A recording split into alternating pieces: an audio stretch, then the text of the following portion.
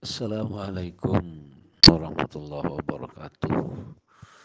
Mohon penjelasannya tentang husnudzon yai, karena ketum NU ini masih bersikukuh dengan husnudzon atas nasabnya Ba'alwi nyambung kepada Rasulullah. Mohon penjelasannya dengan husnudzon. Kapan boleh husnudzon dan kapan dilarang husnudzon yai? Dan juga sekalian mohon penjelasannya tentang syuhrah wal istifadah, karena ini satu-satunya landasan yang dipegang oleh Ba'alwi atas nasabnya yang bersambung kepada Rasulullah Sallallahu Alaihi Wasallam. Terima kasih. Assalamualaikum warahmatullahi wabarakatuh.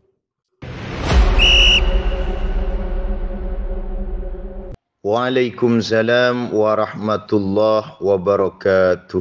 Saudaraku, sesungguhnya setelah terjadi polemik di dalam masalah nasab Ba'alawi ini sepanjang 2 tahun, di antara dua belah pihak telah mengeluarkan argumen hujjah yang jelas, maka bagi seseorang yang berilmu itu sudah haram. Tidak boleh husnudzon. Harus jelas posisinya. Apakah ada di pihak A atau ada di pihak B. Harus jelas. Tidak boleh remang-remang husnudzon, tak boleh. Karena itu termasuk tata jahal, pura-pura bodoh. Karena setelah polemik ini kedua belah pihak mengeluarkan hujahnya, maka harus berfikir, harus berkomitmen, harus mengeluarkan pikirannya mana yang lebih baik, mana yang lebih sahih, mana yang lebih mengena kepada kaedah-kaedah ilmu nasab, mana yang bermutu, mana yang lebih ilmiah. Harus jelas. Tidak boleh remang-remang sudah. Sebagaimana tidak boleh remang-remang bagi orang yang berilmu. Karena remang-remang itu min a'malil juhal. Bagian dari pekerjaan orang-orang yang bodoh, saudaraku. Apa landasannya kami bilang tidak boleh husnudzon pada saat ini? Harus jelas apakah ada di posisi A atau ada di posisi B. Hadis Nabi Muhammad SAW yang diriwayatkan oleh Imam Al-Bukhari, halaman 2000, nomor hadis 2483 kalau enggak keliru. Kanjeng Rasul Muhammad SAW bersabda, "Innama ana basyarun." Sesungguhnya saya manusia. "Wa innakum takhtasimuna ilayya." Sesungguhnya kalian semua telah berkonflik, telah berpolemik, telah bercekcok dan mengajukan kepadaku, wala'alla ba'dakum ayyakuna alhana bihujjatihi min ba'din. Mungkin di antara kalian itu ada yang lebih mapan, lebih baik, lebih ilmiah alasannya, hujjahnya daripada yang lain. Maka bagaimana sikapnya Nabi? Ini sikapnya harus yang diambil oleh ahlul ilmi, bukan orang bodoh. Fa'aqdilahu binahwi ma asma'uh.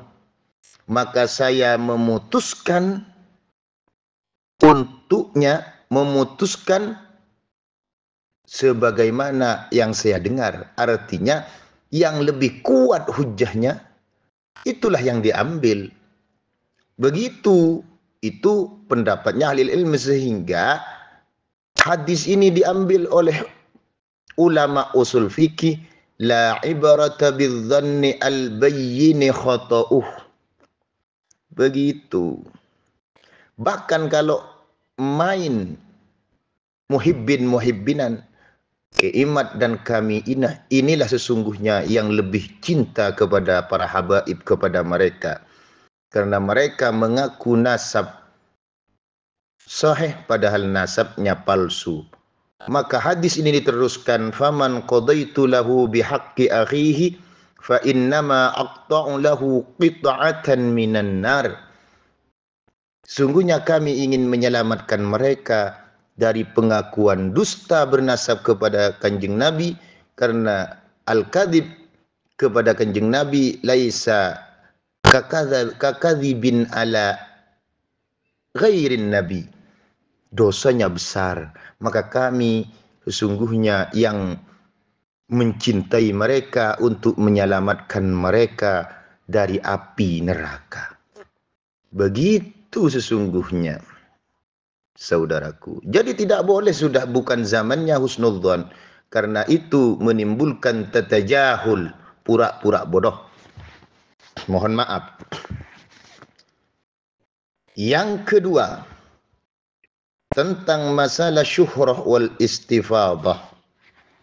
Apakah nasab habaib ini sudah memenuhi syarat syuhrah wal istifadah? Saya katakan tidak memenuhi syarat. Sama sekali tidak. Maka saya akan menggunakan metode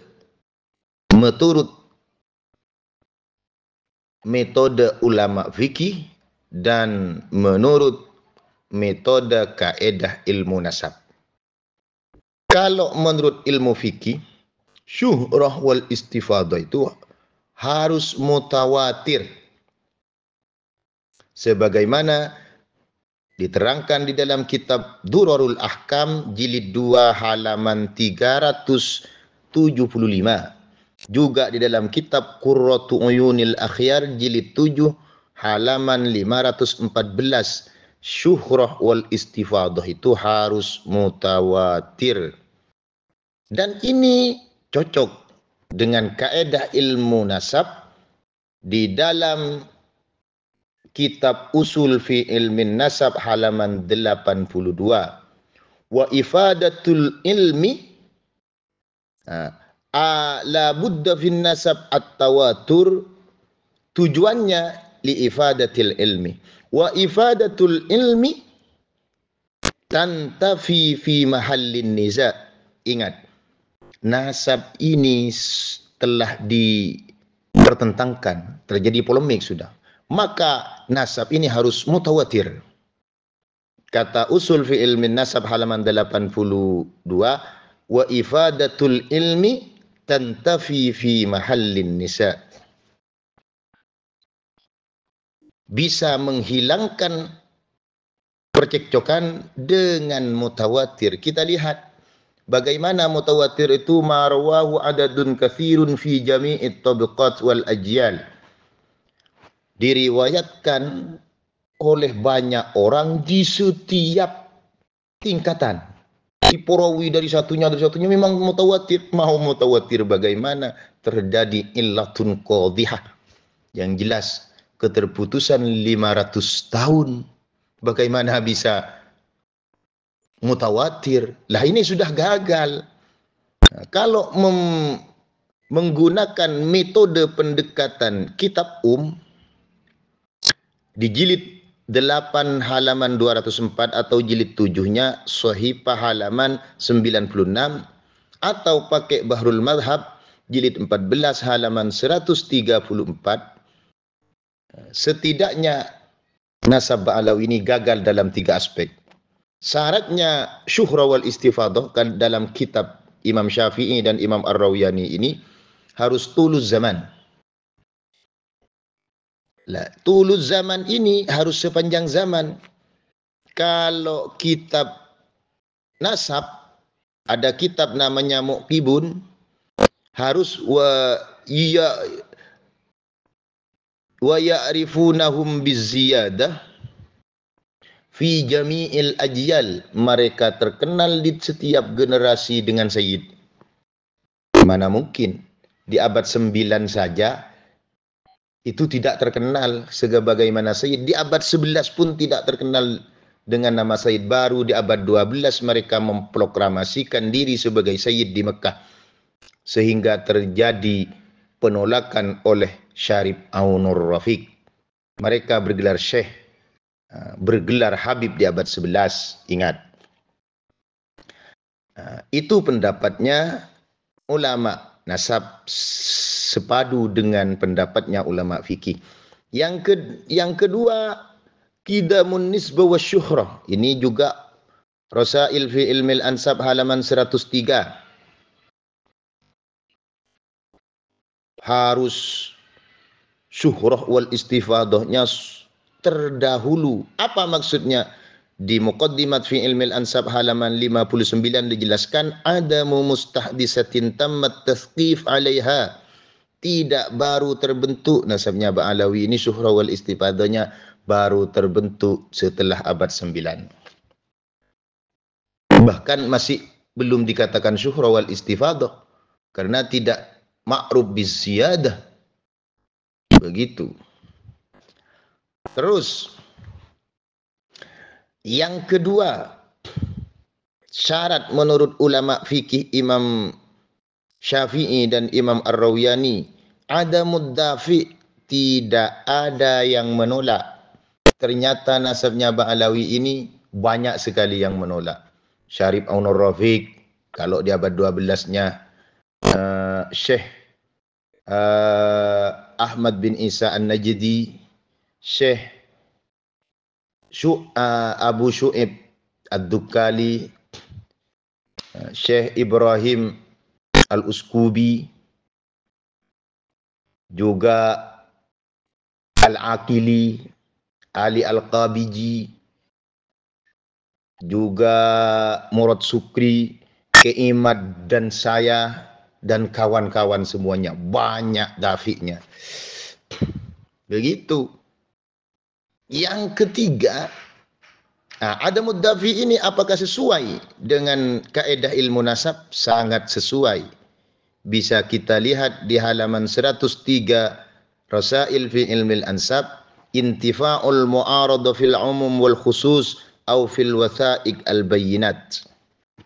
Tidak ada pertentangan di dalam umum atau khusus atau dari watha'iq al-bayyinat, bukti-bukti yang bisa dibuat acuhan. Kalau di dalam Muqaddimat fi Ilmil Ansab halaman 59, alla yakuna ma yu'ariduha fi rik'ati qat'iyyid dalalah. Begitu. Tidak ada yang menentang. Bagaimana tidak ada pertentangan? Kitabnya saja banyak pertentangan di dalam kitabnya. Apalagi manusianya yang punya akal. Begitu. Yang ketiga, adamur raibah atau ribah. Tidak boleh ada keraguan di dalam kesuhruhannya. Bagaimana tidak ada keraguan? Terputus 500 tahun kok. 550 tahun kalau pakai kaidah ilmu nasab ya terputusnya 600 tahun. Begitu. Apa raibahnya? Terdapat illatun qadihah. Keterputusan riwayat selama 500 tahun. Setidak-tidaknya 400 tahun kalau dianggap Ubaid itu Abdullah, terputus selama 400 tahun. Nah, keterputusan riwayat ini kata ilmu fikih itu terdapat raibah, keraguan, karena terjadi illatun qadihah. Bagaimana kitab kaedah ilmu nasab mengatakan di dalam kitab usul fi ilmin nasab halaman 82 dikatakan al-aslu fin nasab as-sihhah illa idza wujidat illatun qadihah. Sesungguhnya nasab itu pada dasarnya ya sahih kecuali telah ditemukan illatun qadihah. Jelas ini sudah. Tidak ada yang bisa membantah. Keterputusan riwayat selama 550 tahun.